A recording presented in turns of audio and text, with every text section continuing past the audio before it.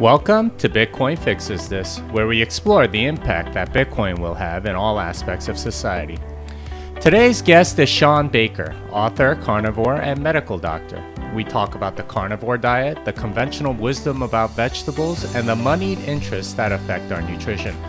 Shawn also tells us about research into other animals, how humans differ, and the parallels between the banking and nutrition industrial complexes.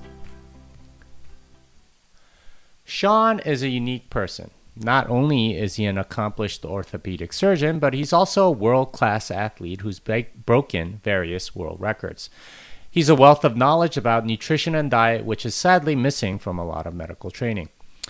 What was interesting about this interview was how similar the conventional wisdom in money and in diet are.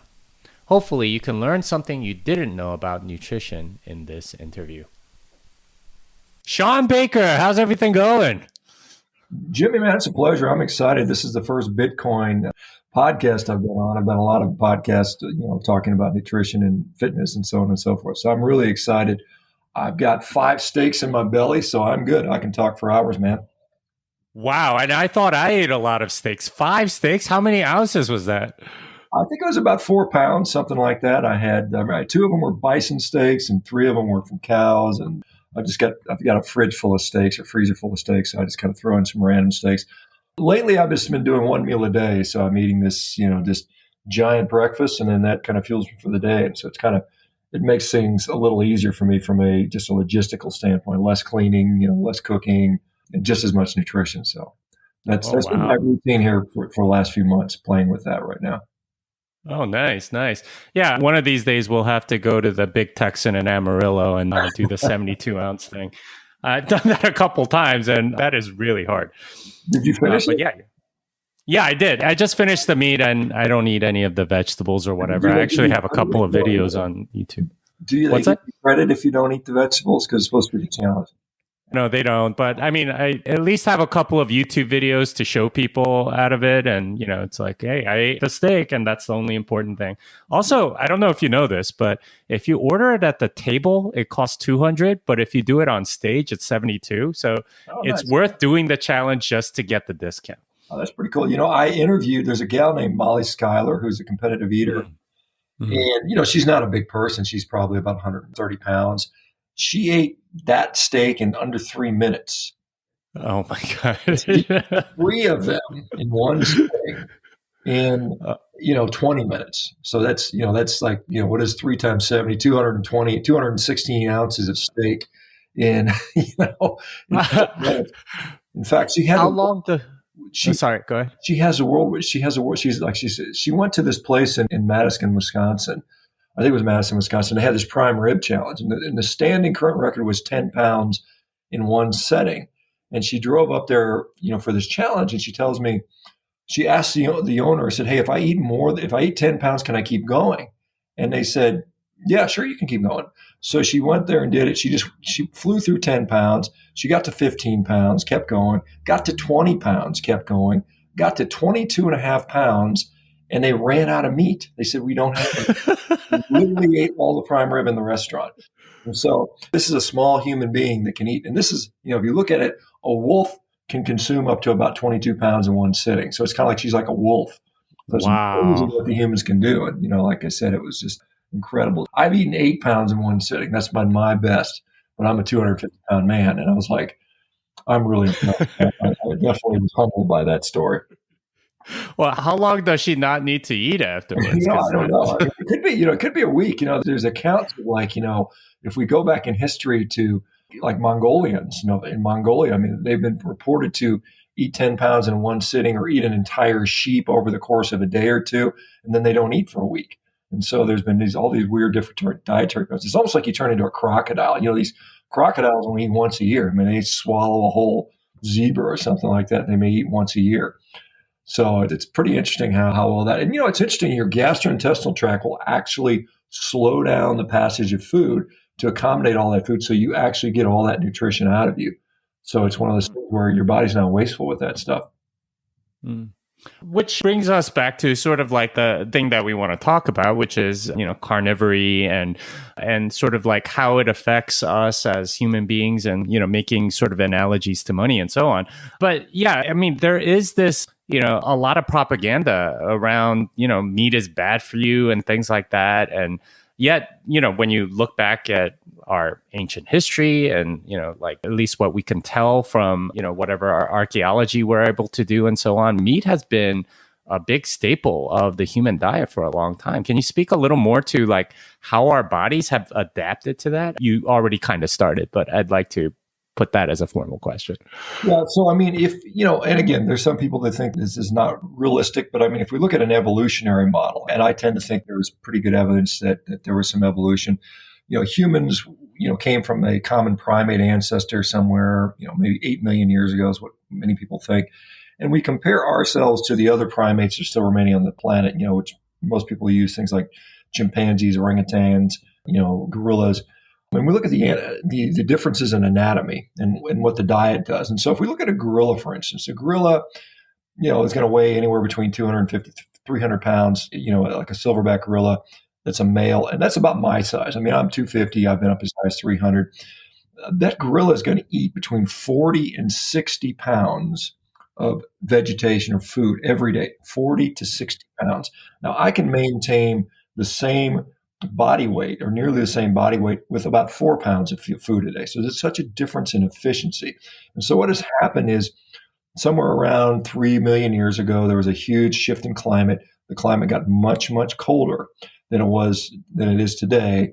And before that, the world was a hothouse. It was very warm. There was lots of lush vegetation everywhere, supported a very different type of ecosystem. And so when the world got colder, we saw these tropical vegetation, this massive forest, shrink and turn into a lot of savanna, and it got much drier. When it gets colder, it gets drier. And so when that occurred, the primates, and just like the other animals, were forced to adapt to that change. And the adaptation that some of them made was, we can look at something like Paranthropus boisei or Australopithecus robustus, where they decided that a vegan, plant-based strategy was what they were going to choose. And so they grew this big jaw, this powerful jaw where they could gnaw and rip through woody vegetation and, like the gorilla, and continue to get their nutrition that way. Well, they went extinct because what happened is it wasn't a viable option. Another subset of these hominids, looking through the Australopithecus and then on to the early human species like Homo habilis and then Homo erectus and so on and so forth, opted on a more of a meat-based diet. And in fact, we started to see hunting and tool usage displayed, and even chimpanzees today hunt and they display some amount of cooperation, but their diet is still mostly vegetation, fruits, a little bit of insects, a small amount of meat. They get about 3% of their diet comes from meat. So that strategy with what the chimpanzees and the gorillas has resulted in a brain of about 300 cc's. And they still have that same size today, even after 20 million years of this. That's not an evolutionary route to grow a big brain. To grow a big primate brain, you need very highly concentrated, efficient, energy-dense, bioavailable nutrition. And you get that from meat. In fact, 85 to 90% of all animals that have ever walked the earth or swam the earth or flown across the earth have used a carnivorous approach. When we look at pure number of species, only a small percentage opt for an herbivorous approach. Now, there are a lot of herbivores. I mean, it's very good at being prolific. You can make a lot of herbivores because there's a lot of grass, but most species choose carnivory or some variant of that because it's more efficient. So now you've got this, these early hominids, these humans, Homo erectus, who started to figure out, first they start out scavenging. Most likely they started to scavenge. If we look at, lions in Africa, they've done some modern studies on this. When a lion kills a zebra, it will leave 10 to 25 kilos of meat behind. That's a lot of food for, some hominids, which likely sort of shadowed those animals, waited till they got done feeding, and then went in and, scavenged like the other scavengers do. And to that end, we start out scavenging. Scavenging meat means you're exposed to a lot of pathogens, a lot of bacteria. And so how do you combat that? Well, you develop an extremely robust and very acidic stomach environment, an acid environment in the stomach. And so when we compare human beings, the modern human Homo sapiens stomach acid, pH is about 1 to 1.5. That's been repeatedly shown in many, many studies. That is on par with vultures and hyenas as some of the most acidic and stomach environments on the planet. And the reason for that was to kill pathogens. So we were sort of raised eating sort of meat that's been sitting out or spoiled meat. And so that's where we started. And then we started to figure that out. And then we started to figure out how to actually kill animals, more effectively, particularly the big animals. And so Homo erectus, with just spear technology, somewhere, 1.5, 1.8 million years ago, figured out how to do that. And then we started to see more and more dramatic increase in brain size. So they went from, an Australopithecus who had about a 400 cc brain through a, kind of an advanced Homo erectus where they got up to close to 1200 cc's. And then we went from there to, at some point, it's not exactly a linear relationship. There's a lot of intermixing between these different hominid lines, but eventually we get to Homo sapien, which has a 1500 cc brain, or even Neanderthal, which even had a higher brain capacity of 1700 cc's. And they were, by all accounts, very, very carnivorous. In fact, radioisotope data out of the Max Planck University shows that, particularly in Europe, both Homo sapiens and Neanderthals were as carnivorous or more carnivorous than other predators like wolves and things like that existed. So they could tell that looking at the nitrogen and carbon signatures on their skeletal remains. So the way we grew this huge brain is so incidentally, as our brain grew and it became very energy dependent, it became an energy hog. Our brain currently uses 20% of our body's energy, even though it's only 2% of our size. So it's very energy intensive. To run an organ that way, we had to lose gut size. We had to make a trade-off. Where are we going to dedicate our energy to? If we look at, say, a gorilla or a chimpanzee, 60% of their gut, and they have much, much bigger guts than we do. They have this huge hind gut. It's dedicated to fermenting these plant materials. So they take all this twigs and leaves and stems that they eat, and they turn that through microbacterial activity in their gut into short-chain fatty acids. So they actually absorb some fat that way. But it is an extremely inefficient process. In fact, gorillas, they're eating 40 to 60 pounds of food a day. They spend 80% of their day actually physically chewing food. I mean, all day long, they do nothing but chew. That's their entire waking hours. And then, oh, by the way, they have to recycle their food by eating their own feces to get vitamin B12. If we look at the skulls of ancient, early humans, instead of 80% of their time, they were chewing maybe 4% of the time based on jaw structure analysis. And so you've got this, what could only allow you to eat, 4% of the time? It has to be highly concentrated energy, and that is, by and large, animal tissue, particularly animal fat. And so accessing the bone marrow, the brain, the fat around the viscera, the fatty meat, particularly these big, huge mega herbivores like the elephant, like the mastodon, like the mammoth, the woolly rhinoceros, and so on and so forth, they had a lot of fat in their meat. And so having access to that, and we know that Homo erectus was very, very effective at killing these elephants. In fact, they could do it whenever they wanted. And there were so many of those animals around and relatively small numbers of these early humans, so that it was basically living at this Brazilian all-you-can-eat barbecue all day long, every day. And so you can grow a big brain that way. And that's what we did. Now, fast forward to about 100,000 years ago, these megafaunal animals start dying off as the human species, and particularly Homo sapiens, starts getting more and more on the scene. We see that we're now showing that we start seeing declines in these megafaunal animals. So wherever humans go, within a few thousand years, we see that across Australia, across the Pacific Islands, across North America, these megafaunal animals die off. And so what happens, and what did happen, is the human brain actually shrunk. We actually got physically weaker as a species. Our bones got weaker, our teeth got worse, our brain shrunk by about 200 cc. So if we look at the modern human Homo sapien, about a 1300 cc, 12 to 1300 cc brain size. And again, we contrast that to, say, Cro-Magnon or some of these other early modern humans, 1500 cc's. Again, Neanderthal, 1700 cc's. So large human brain size is dependent upon access to animal meat, and particularly animal fat. Well, so where did everything start going wrong? What happened that, vegetables became, and plants and fruits and things like that became such a big part of the human diet? Yeah, I bet, when we ran out of our primary evolved food supply, and it's not that, humans are opportunistic omnivores. I mean, we'll eat whatever we can have. I am clearly convinced if you would have put a box of Twinkies out 100,000 years ago, the humans would have eaten them. They would have said, hey, what's this? And they would have probably liked it. They would have said it's really good. The problem is, like I said, when we started to see a loss, a decline in enough of these big animals to support particularly a growing human population, we then had to resort to, first of all, eating smaller animals. And so as part of that also helped drive our evolution, because when you hunt a big, slow-moving animal like a mega herbivore that doesn't really run away, they're not scared of humans inherently because you're so much smaller. They don't understand, you've got technology now, you've got either range technology or spears and cooperative hunting. So they don't really view you as a major threat.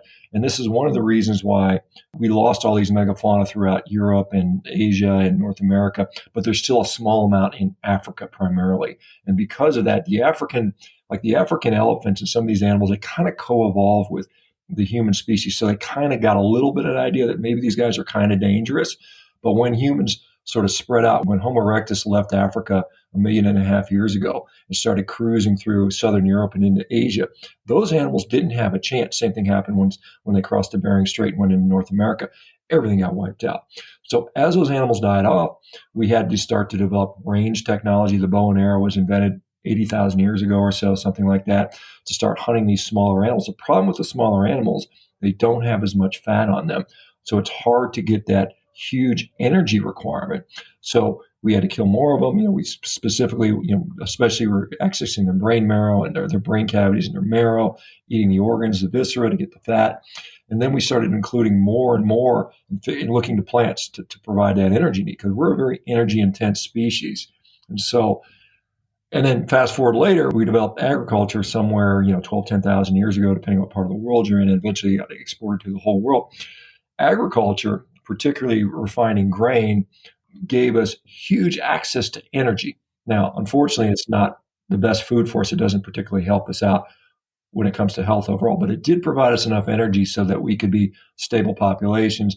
We could grow in size like the herbivores do. There's lots of, wildebeest and these animals, they just take over the planet. Same things humans have done that, but it's been on, a food source that's not optimal for us. And so now we have this huge population number. So we've got this huge population advantage, but the individuals themselves have been compromised. And so now we have these people that are suffering from chronic malnutrition or disease or stunting. We look at most of the world that's eating like just grains, that they can grow naturally. They're dependent upon, they're subject to crop failures. There's problems with nutrition. There's inadequate fortification of those foods. There's lots of stunting. And we see these people that are small suffering from, all kinds of malnutrition issues. Indeed. So where did the current sort of standard American diet, recommendations and all that, where did that come from? Because, obviously that's the major paradigm today. Well, what I would say is where it actually came from was probably through corporate interest. I mean, I think this is what drives our nutrition policy. I know there's some pretense that there's science behind that. We do a charade every 5 years that we sort of pretend we analyze the data. But, like I said, the USDA comes out with this. The USDA is largely funded by, agricultural industry, and that's part of their job. And so much of their budget comes from there. So, I mean, we produce, and the United States is very good and very adept at producing a lot of grains, whether it's corn, soybeans, sugar, wheat. That is what our great nation can do with the resources we have. And so therefore we want to make sure we're able to sell those, make a profit with that. And our food system is entirely based upon that. And so it's, part of it is, you can feed the world. You can produce a lot of calories that way. Unfortunately, those calories are not particularly, ideal as far as nutrition goes. And so that's kind of what drives our standard American diet. And, the fact that we've got an ability to, again, refine those grains and make them very energy calorifically dense. You think about it, if we look at, most of these like refined, like flour and sugar, it's a powder. You can't make a powder in your mouth very easily. Like if you're eating a natural food, even if it's a plant-based food, you're not going to turn that food into a tiny little powder. You're going to make it into small, semi-broken up food, and then you swallow it. That's how we're designed to access our nutrition. And then our digestive tract, that acidic environment, that stomach acid, where it sits in there for about 4 hours, and then it passes along the small intestine where it's exposed to different proteases and lipases and other enzymes, and it's absorbed. And there's things called incretin hormones, which stimulate, different metabolic shifts in glucose metabolism. happen in a sequential fashion. But when you bypass that, you get this dysregulated response to energy. That is to say, you're getting, same thing with protein powder. If you're sucking in a bunch of whey protein or eating a bunch of flour or sugar, that's not how humans are designed to, deal with their nutrition. We're designed to slowly extract it, in a very methodical, sequential fashion. And that's what happens when you're eating things like meat. And so, we've got this. But the other thing is, you have to look at it. It's expensive to raise meat relatively. It takes quite a bit of resources. It takes time.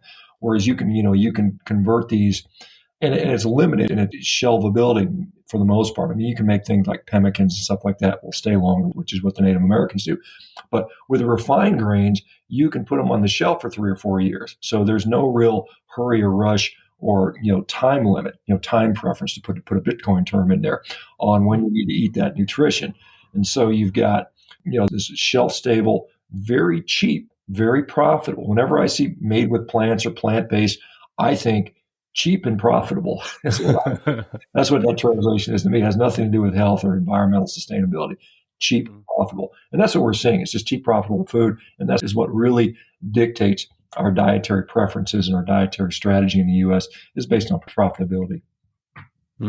Well, some very interesting points that you made there, that our bodies just aren't really good at eating the super fine powders that, refined flour, sugar, and even protein powders, like you were saying, are. What are some of the consequences of eating stuff like that? What does that do to your body?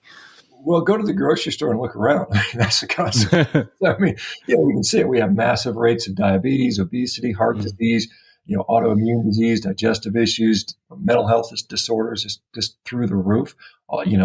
So, that's what you get. You get a sick, debilitated population of basically kind of pathetic people, quite honestly. And that's, and then the answer to that, of course, is take a supplement, take a pill, be on a drug, and then to normalize it. We have this normalization of illness, whether it's obesity or diabetes or psoriasis or mental health. Oh, it's normal. Don't worry about that. Everybody has it. Here's your pill.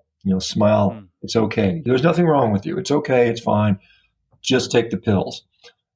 And I, of course, don't agree with that strategy.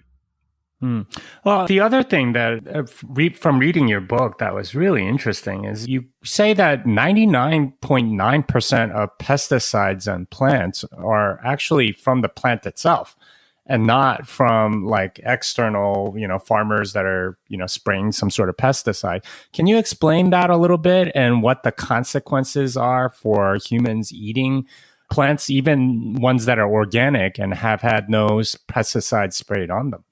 Yeah. So, a pesticide, the definition of a pesticide is it kills pests. And so what's a pest to a plant? Well, it's usually insects or fungi. That's generally what plants evolved with. The mammals didn't come along until, 50 million years ago or something like that, or maybe 100 million years ago when the first mammals appeared. So prior to that, the hundreds of millions of years where plants were fighting things, they were fighting insects and basically fungi. And so they developed pesticides, to kill these pests. And so these are natural compounds that the plants produce. So when it starts getting eaten by a moth or a caterpillar, it secretes a toxic compound that will dissuade that organism from, or even kill that organism from eating it. And so this is what plants have done, throughout their time on Earth. And so though it's not in the plant's best interest for you to eat its leaves or to eat its stem or eat its roots, because that kills the plants. Now, the fruit's a little bit different. The fruit has kind of the symbiotic relationship where it will, if you swallow the seed and then you digest it, excrete it, and then you'll disperse it for them. But generally, these plants do not want you eating them. In fact, I'm looking out my window right now and I see, there's literally, there's probably, 1,000 pounds worth of vegetation I could eat if I were a gorilla, but if I would eat them, I would get incredibly sick. I'd be throwing up and I might even die. So 99% of the plants on Earth, you just can't eat. They'll make you sick. Now, a small percentage we've cultivated, we have sort of detoxified, we figured out how to process to minimize the impact of these sort of noxious compounds. Now, Bruce Ames in 1990 did the study I'm referring to, and the reason he did that is people were really concerned about pesticides being sprayed on their fruit and their vegetables, and rightly so, they were concerned about it. So he did a study, and he looked at it, and he did basically calculations on how much of the actual pesticide humans are being exposed to, how much is being sprayed on, and how much is being secreted by the plants themselves. Plants don't care if you're human or a bug. It doesn't want you to eat it regardless. So from a volume standpoint, 99.9% of the pesticides that you're exposed to as a human being are going to be these plant pesticides that the plants produce naturally. Now, some people say, well, I've been eating plants. I've been eating bananas and apples and strawberries and kale for years. So, and that's likely true. So in small dosages, the same thing with the sprayed on pesticides. In small dosages, they probably don't have a major acute effect. And this is what we can measure, acute effects. Chronic effects are much more difficult to do. So, if you're worried about pesticides, whether it's sprayed on or naturally secreted from the plant, you shouldn't eat the plants in the first place. In fact, if you look at studies on whether it's carcinogenic or not, they tested something like 52 of those plant compounds, and there are literally thousands of them. Most of them have never been tested. The 52 they tested, something like 27 were shown to be carcinogenic in animal studies at high enough dosages. And again, that's a caveat there, high enough dosages. So we do know that these plant compounds, whether it's, oxalate in a raspberry or, a glycoalkaloid in a leafy green vegetable, can have a negative effect in the body. Now, the problem is, if we ingest it in small enough doses, we don't know, or if we ingest it every day over years, maybe it does have this cumulative effect. Maybe it is a reason for you to have irritable bowel syndrome or inflammatory bowel disease or an autoimmune disease or, even a mental health disorder, given enough chronicity. We don't know that. We don't test it. It's very difficult to do those tests. And so it's kind of a wild goose case. And so what we see, within sort of this community that I've sort of been a part of now for the last half decade, we have people that, eat a healthy diet by all accounts. They'll eat, a little bit of meat and some vegetables and some fruit, and they eat, kind of whole grains, and they're very sick for some reason. They have an autoimmune disease, they have gut disease. When they drop all of those other foods, with the exception of meat, they just get better. And so one hypothesis would be, hey, those other foods are a problem. And I think that's a reasonable hypothesis. And so it's something that, we know, like there's plenty of literature that shows, if you eat too many oxalates, there's people eating these green smoothies by the liter. And there's people that have gone into renal failure because of that, because they have oxalate toxicity. So we know these compounds are in there. And for some people, it can be a net benefit, but for other people, it can be, negative. And so you just have to be fair enough and say, hey, it doesn't matter what the food is.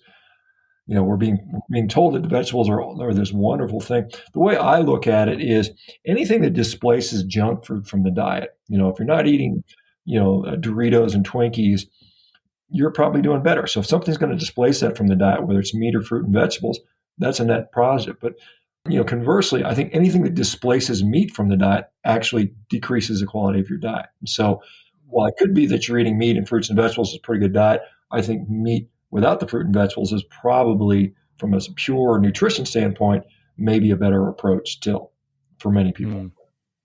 Yeah. Related to what you just said is something else that I read in your book, which is that, humans have managed these, fruits and vegetables. And one of the things that you point out is that, the fruits and vegetables that we see in the grocery store look nothing like what our ancestors would have seen. So can you describe for us a little bit, like what exactly changed and what our ancestors might have eaten in times of, when there wasn't as much meat available, like what they would have eaten versus what we in modern society are able to get at the grocery store? Well, yeah, I mean, there's this concept of hybridization and, genetic modification of fruits and vegetables and, to some degree, the animals. We genetically sort of breed different animals for different characteristics. We want our pigs fatter, we want our cows fatter, we want our chickens fatter. Same things happen with fruits and vegetables. And, you can say that, if you look at, say, a modern ear of corn, it's very big. It displays a lot of starch. It's got a lot of calories in it. The kernels are much bigger. They're softer. Watermelon's the same thing. Sort of primitive watermelon was a very small, fibrous, seedy type of organism, which you would only have gotten very little actual usable calories from. A carrot, an ancient carrot would be this small, thin, very, very woody, fiber-rich thing. It would be very difficult to chew. So you can get a strawberry today that is almost the size of your fist. I mean, they're ridiculously huge. Back then they would have been, a tenth of that size. And so they would have expressed less sugar in there. We bred everything to be, more sugar rich so they taste better to us. And so that's just not something we would have had access to. And, if you think about, foraging strategies, if I wanted to get, 10,000 calories worth of food from berries, I mean, I might have to spend an entire day gathering those, and I would be competing with every other animal and the birds, and it would only be available for, depending on what part of the world I was in, maybe a few weeks before they go bad. We all know that, fruit doesn't last very long. It goes rotten pretty quick, particularly once it's been picked. So not only do you have to pick it very aggressively, and then you have to eat it very quickly, otherwise you're not going to be able to enjoy it. Whereas, if you kill a big old animal, let's say you've got access to it, you're able to kill something like a mastodon. I mean, now you're sitting there with several million calories, and you can preserve the meat very easily. It doesn't rot. The ancient preservation text, you can either hang it up in the sun and turn it into dried meat,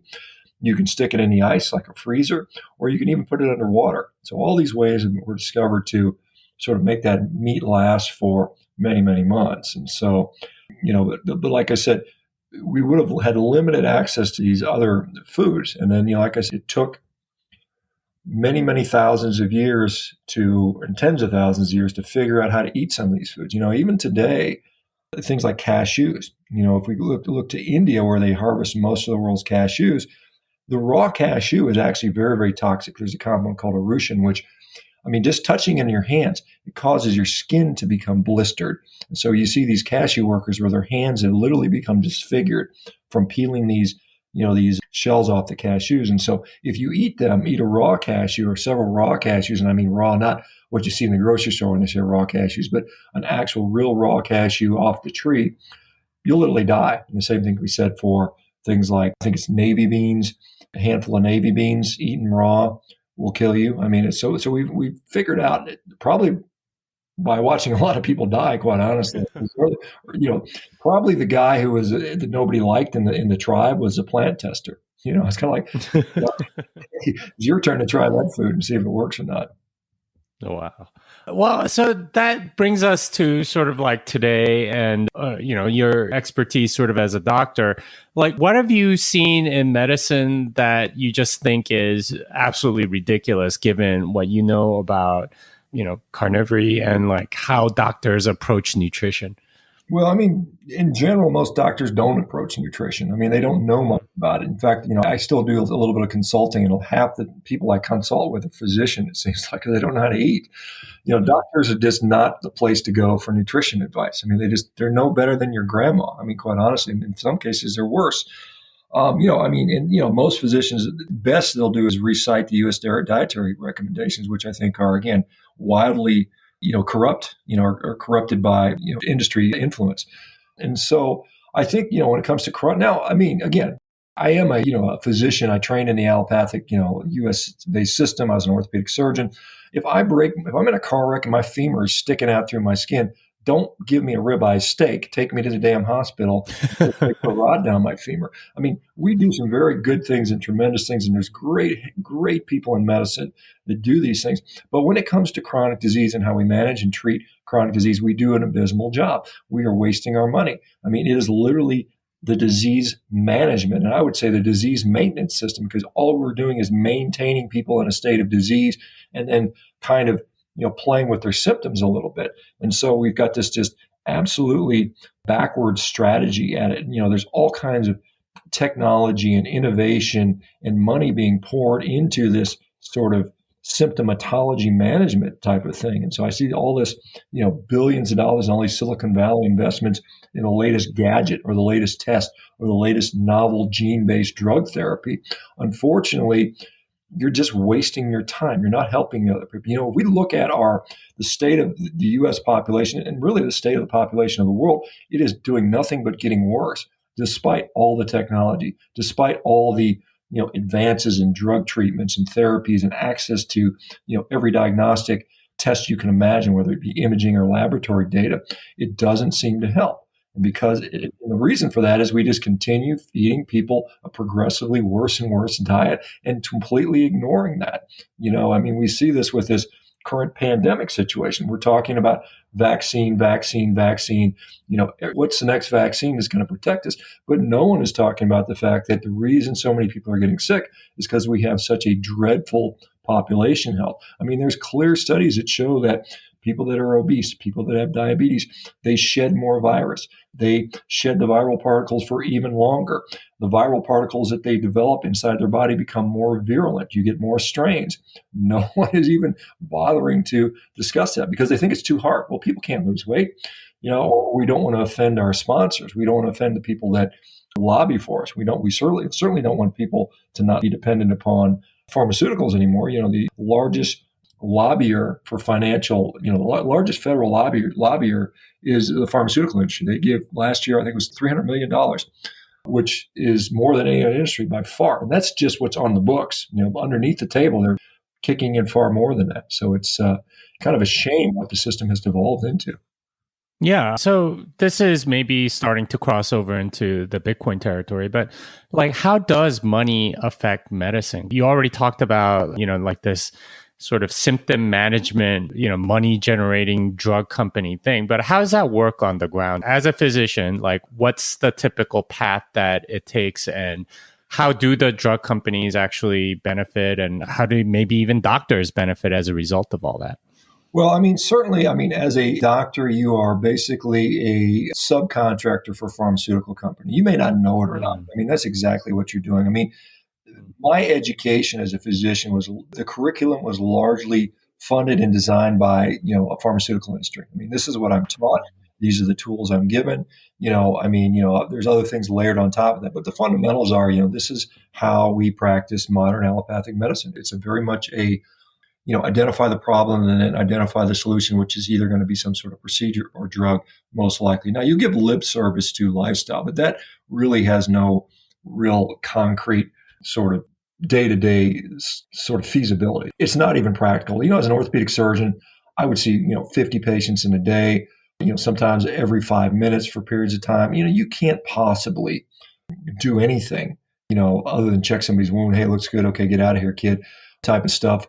But when it comes to lifestyle, it's like, you're spending half your time typing in a computer, making sure you're checking boxes. You're rewarded on compliance with algorithms and guidelines. Those guidelines largely are directed by major, medical organizations, American Heart Association, American Diabetes Association. All of those companies or those organizations are seeing tremendous funding from industry, whether it's, drug industries or food companies. So you're just plugged into that system where, and as a physician, you don't really have the opportunity to think, the time to sort of question things, to do your own research. You're just in a machine. You're like a hamster on a wheel trying to spin it as fast as you can. And, your compliance with those algorithms, did you make sure this patient had their statin drug? In part, incentivizes your remuneration, your payment. So if you're a physician that doesn't have very good compliance as based on the algorithms, which are largely sort of indirectly made by the drug companies, you're just not going to get paid as much. So the financial incentives are not really there to discuss lifestyle, to discuss, how can we do this outside of these, medical procedures. As a surgeon, it was very clear to me, the hospital made it very clear to me that if I'm not doing a lot of surgeries and, and sort of keeping that engine turning, then I'm not very valuable to the hospital. And so my incentive was to do as many surgeries as possible. That's just the reality of it. That is how they pay the light bills. That is how they pay for the psychiatric department or the pediatric department, which isn't going to generate much money. So they lean on these other specialties, oncology, cardiology, do a lot of cardiac casts, pump out a bunch of chemotherapy. As an orthopedic surgeon, do, rotator cuff surgeries and, meniscal, debridements and, ACL replacements and knee replacements, as many as you can. So that's the system. Wow. A lot of really kind of crazy things that go on as a result of money. But one thing that you kind of talked about a little bit are all of the bad assumptions that go into the treatment of the patient. Can you talk about why those bad assumptions have a hard time being sort of overturned, especially stuff about lifestyle or, the efficacy of certain drugs versus, trying something that would actually cure the patient and so on? Well, I think the lifestyle stuff as a physician, I remember what made me go into orthopedic surgery. And orthopedics is one of the most challenging fields to get into. It's extremely competitive because it's one of the best, paid fields, when it comes to, where you can make money in medicine these days, at least in the United States. As a young medical student, I saw all these family practice, these general practitioners struggling and frustrated by their patients' inability to get better based on the treatments they were providing, whether it's compliance with drugs or lifestyle. And so, I said, well, I don't really want to sit there and be frustrated all day. I'll just take a hammer and, a hammer and a saw and a scalpel, and some screws and stuff like that. And I'll be able to heal with steel. I mean, this is one of the surgeon's sort of model, heal with steel, because, you can sit there and fix them and he doesn't care what the patient does. Their leg's broken. I can, my ability to straighten out their leg and stick a metal rod down there has nothing to do with their willingness to stop eating Twinkies or Doritos. Now, it may indirectly affect the outcome, but the primary outcome is, I straighten your leg out and you can walk on it again. Now, what I found out later, of course, was most of what I was seeing was lifestyle-induced problems, arthritis, tendonitis, peripheral neuropathies, those types of things were all just basically metabolic consequences that I saw as an orthopedic surgeon of crappy lifestyle. And that's the real reality of pretty much any field, even if you're in a specialty. But so if you're in a field like primary care and you're just day after day after day seeing failure of lifestyle, you sort of give up on it. You said you become beaten down and you say, well, lifestyle doesn't really matter. It's all about genetics. Here's a pill and go on your way and we'll see if you get lucky and maybe you get some improvement in your symptoms. So I think it's just the experience of the average physician of not having success. And it's kind of, that's why so many of them are burnt out. So many of them are depressed. So many people don't like it, even though, they work their whole life to be there and, they're getting paid better than the average person and they enjoy some degree of respect within society. But at the same time, they're frustrated and unhappy. And I think it's because of that. It's because, you're basically not really given the tools that it takes to make a difference. Now, all the physicians I know that have kind of stepped away from that system and have kind of went into solo practice, maybe online practice, incorporated lifestyle, they're reinvigorated. They're like, wow, I'm really happy and I'm actually seeing difference. I have patients that are smiling in my office instead of, crying, which is, what you see a lot. Yeah, this brings up a topic that I thought was absolutely fascinating. When I read this phrase, I was just like, wow, this has so much explanatory power for what happened in the last year. But nutritional epidemiology, that's not something that I had ever encountered as a phrase. But could you explain for our audience what that is? Yeah, so most of our nutrition knowledge, most of the sort of recommendations and dietary guidelines that we sort of operate under are based upon this. And I'm going to use the term science loosely because I don't think it is particularly scientific. It's something called nutritional epidemiology. And so what they do is just like they take a large population of people, maybe 50,000 people, and they follow them for 20 years. At the beginning of or somewhere along that line, or at the beginning or at the end, whether it's prospective or retrospective, they'll say, hey, what did you eat for the last year? And so they'll use something called a food frequency questionnaire. And so if I were to give you, Jimmy, if I were to say, hey, Jimmy, how many carrots, well, you may be able to know now because you're a carnivore, but let's say if you're an eating and you say, how many carrots did you eat in the last year in cups? How many cups of ribs? And some of the measurements were just ridiculous. How many cups of ribs did you have last year? And how much milk did you drink? And how many blueberries did you eat on average? No one really knows this stuff. I mean, it's at best a guess. And what we do know, and I've seen validation studies on these FFQs or these food frequency questionnaires done. So one in particular I looked at last, I think it was last year I looked at this. It was a German study, and it was looking at, they took a group of people and they said, I want you to write down, measure, and weigh everything you eat for 4 days. And so they did that. 30 days later, they said, okay, I want you to remember what you ate. And what they remembered versus what they actually measured was so incredibly wildly disparate. I mean, there was no concordance. I mean, they saw that they classified into 25 different categories of food. Only 9 of those 25 times did they even have greater than 50% concordance. So only 9 out of 25 times did they even get it half right. They overestimated fruit and vegetable consumption by something like 83%. I mean, it was just ridiculous. The really funny part of this study was the author's conclusion was, well, that was a level of sort of, the coefficient of accuracy, so to speak. That's good enough for epidemiology. I'm just like, you got to be kidding me. It's like, it's good enough for government work. So you just, there you go. And so that is what we're basing all this nutritional knowledge on. So we've got 80 to 90% of the nutritional analysis that we have is based on that type of stuff. So it's not really even science. They're not scientific studies. They're just observations. And we know correlation doesn't equal causation. They can observe a population and say that, hey, meat eaters have more heart disease. Well, what else do meat eaters do? Well, they don't really, if I say, Jimmy, eating meat is bad for you, and so is smoking, so is not wearing your seat and, staying up all night and getting fat. If you're going to likely ignore one of those, you're likely to ignore all of them. And so that's called the health user bias. And so we know that generally, and we look at the way meat is consumed in the United States, particularly red meat, it's usually in conjunction with Coca-Cola, French fries, hamburger bun, hot apple pie. This is a typical McDonald's meal. When we look at those same epidemiologic studies in places like Asia, where meat is considered not a bad food, it's considered a health food, and it's considered valuable, and people that have funding, access to wealth can actually acquire that. There's no evidence, there's no relationship or very little relationship between meat and any negative health outcome, because usually it's not eaten in the context of, Coca-Cola and all that stuff. It's more likely you might have it with a few vegetables and a little bit of rice or something like that. That may be a more traditional Asian style meal.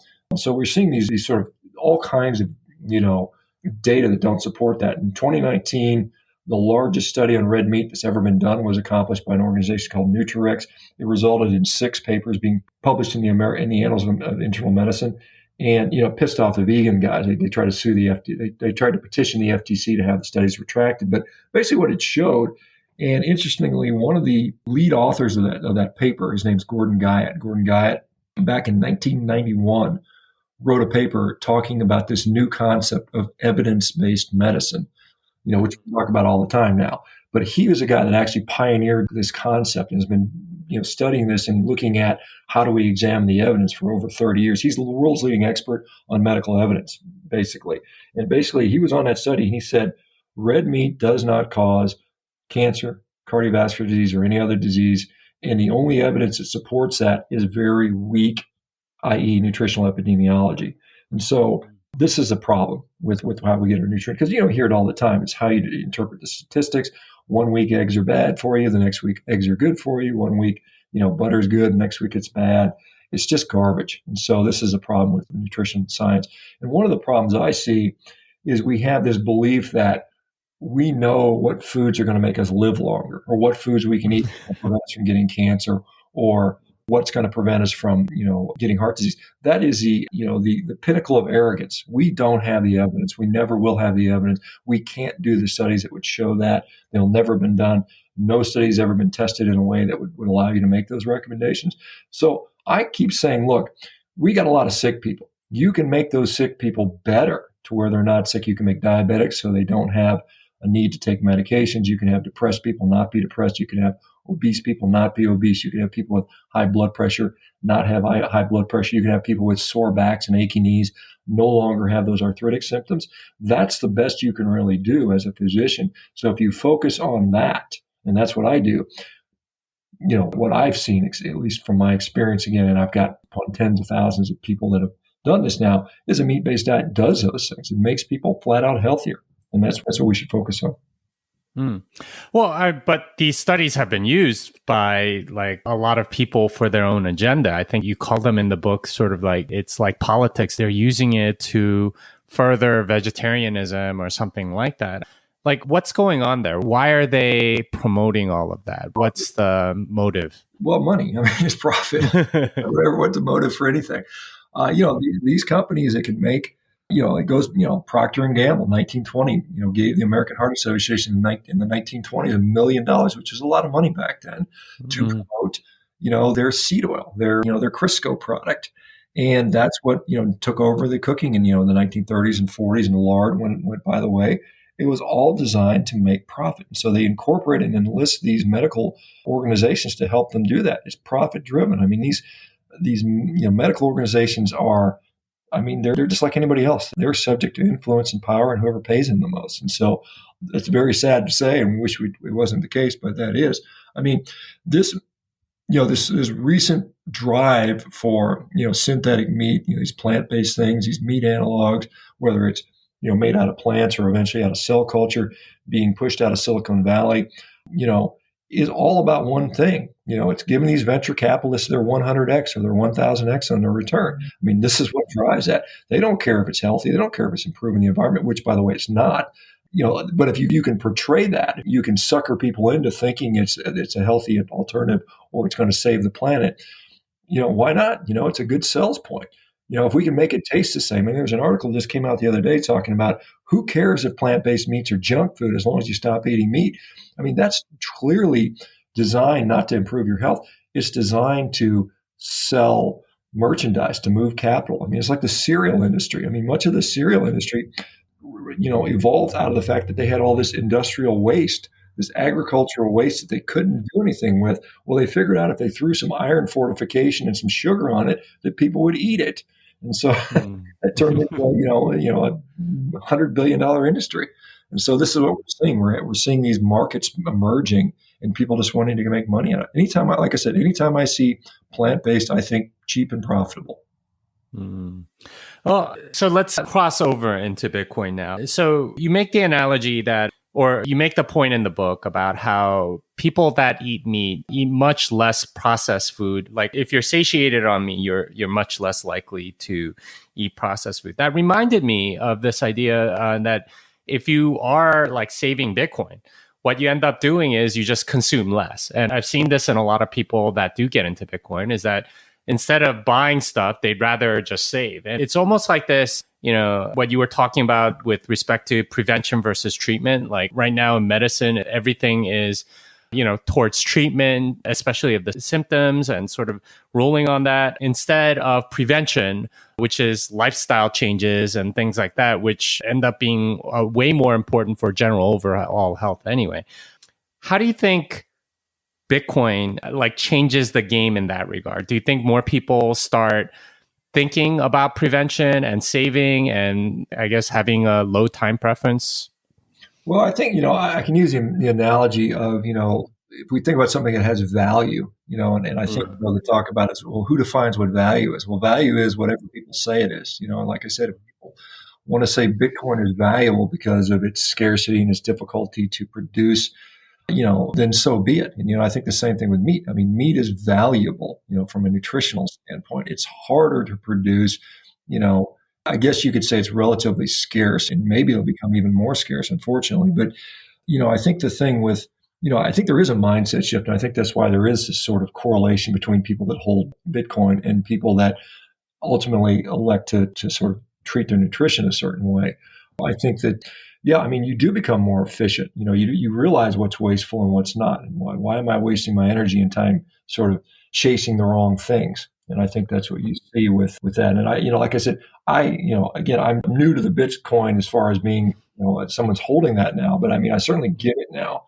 And like I said, I'm kind of on that sort of belief that if you're going to get into it, just keep it. You keep it as an asset and you can maybe borrow against it down the road or, do something along those lines. And I think that, I think I'm investing in my health, and if I want to be around long enough to be able to do that, you want to make sure you have something as an asset can allow you to continue to invest in your health. And I think Bitcoin is going to be, well, we'll see. I mean, again, you don't know until it seems like things are pointing that direction. The other thing that I thought was interesting from your book that I can make sort of an analogy to fiat money is you were talking about how diets suck because managing your appetite generally is a very unpleasant activity, right? Like you're constantly thinking about food and you're hungry and that sucks. And that reminded me of like how most people have to treat their savings right now because they have to constantly manage their investments and make sure that it's going into the right places and that, if it's a house or real estate or stock or whatever, they have to constantly make sure, okay, tax consequences, this, that, and you're researching different stocks that you might want to buy and researching different properties that you might want to buy and thinking about all of that. That also really sucks for most people. Whereas, if you are doing something like the carnivore diet, you can just sort of set it and forget it. You don't have to manage your appetite. Similar thing with Bitcoin. If you just sort of buy Bitcoin, then you can kind of set it and forget it. Do you see like if one would be more, people in one camp could sort of see the similarity and be attracted to the other? Yeah, I mean, I guess if I look at any animal on the planet and their approach to nutrition, none of them are typing information into an app. None of them are grabbing a Fitbit to their watch. None of them are sort of calculating how much of this or that or balancing macros. They're just eating, and they do fine.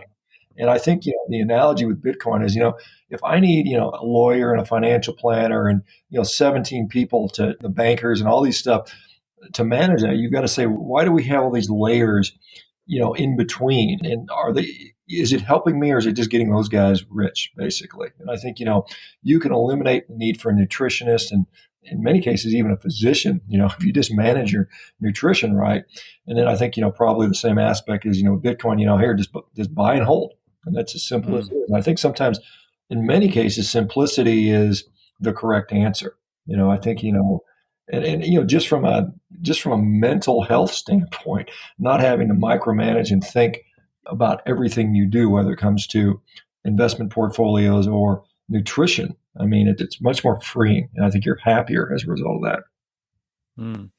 Yeah, a couple more things. There was this phrase that you put in your book, which I thought was absolutely wonderful. You already kind of mentioned it, but obese people are actually really malnourished, which is kind of like completely, like challenges our assumptions about what obesity is. And it reminded me like the people that are quote unquote the richest are actually in quite a bit of debt in our current system because they have access to it or whatever. But in a very similar way, they're profoundly unhappy oftentimes because they have to constantly manage this debt. And even though they're making a lot of money, they're also spending it in all sorts of unhealthy and consumptive ways. It reminded me of this whole, malnutrition in obesity, that there's something much more fundamentally wrong than, hey, it's just, food that I need to eat and they're just eating too much of it. Like, do you see the same thing in sort of the financial system and, how people sort of consume debt almost in the same way that people consume food? Well, I mean, I certainly can see that sort of analogy, but I guess part of that is semantics, because malnourishment doesn't mean undernourished. Mal means bad, right? I mean, that's what the word means. So bad nourishment. So when you say bad nourishment, well, then yeah, it makes sense that obese people are malnourished. I mean, they're getting enough calories. They're just not getting nutrients. And this is one of the problems out there. And this is one of the things with this plant-based thing. If we go to a fully plant-based diet in the United States, and there's been studies to show that we could produce probably 20% more calories.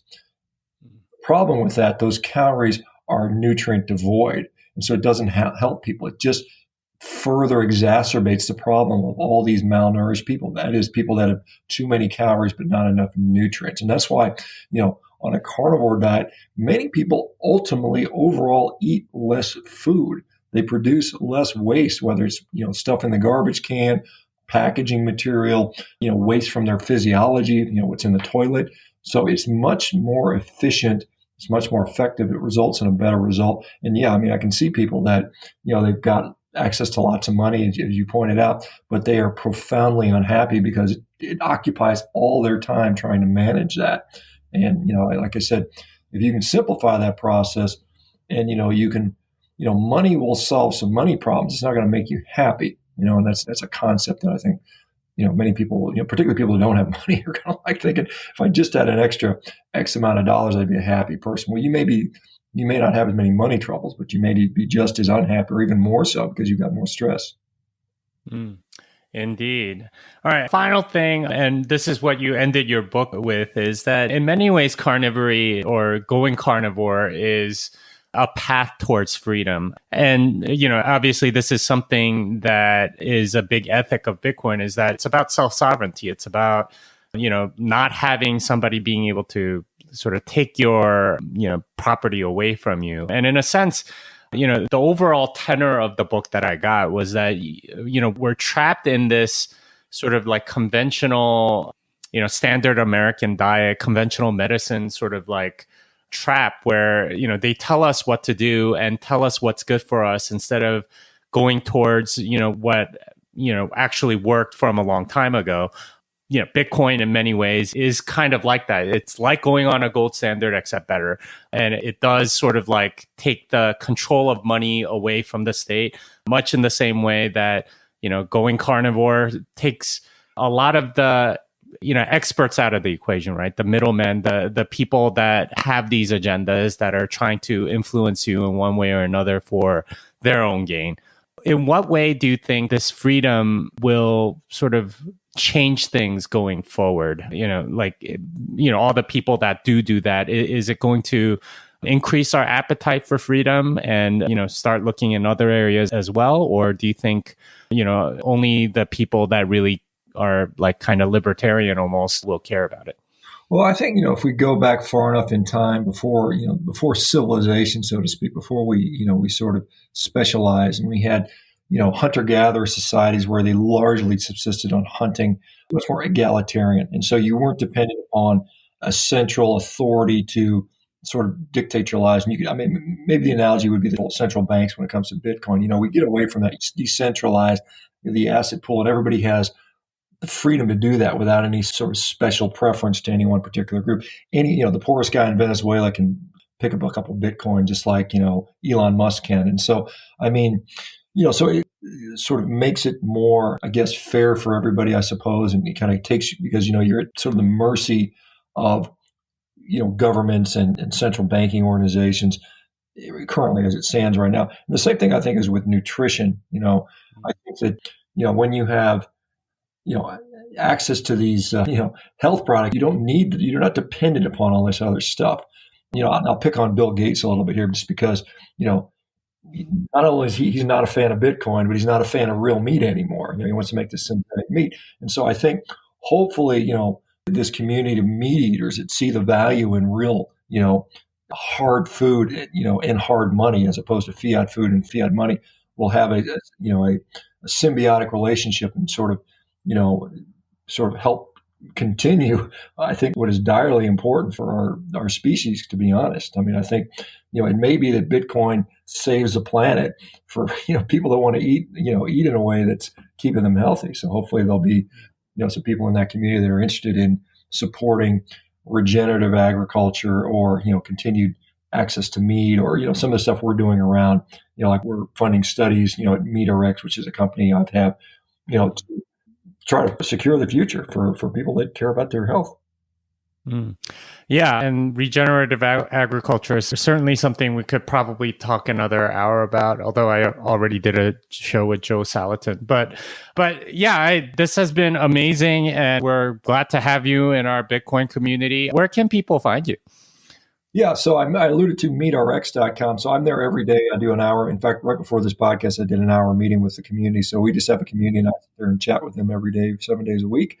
I'm on Instagram, social media wise. It's Shawn, SHAWN, Baker, BAKER 1967.